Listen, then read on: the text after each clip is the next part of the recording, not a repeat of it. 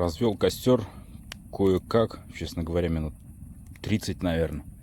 Стыдно даже признаться, но минут 30 пытался разжечь кое-как разжег. Ну, не 30, но, наверное, минут 20 уж точно.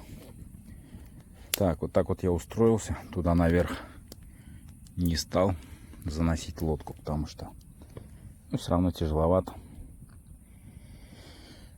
Комаров было много, побрызгался такой вот штукой.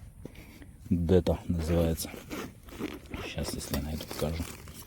Вот Дета Экстрим от всех летающих насекомых и клещей. Специальный аэрозоль. Дета.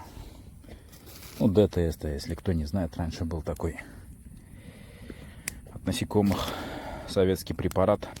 Оттуда пошло название Дета. Так, спать я буду вот в лодке.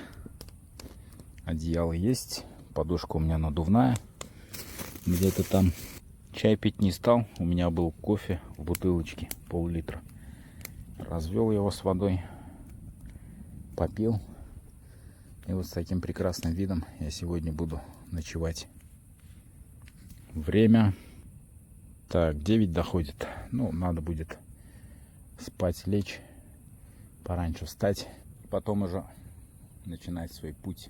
Вернее сказать, продолжить свой путь.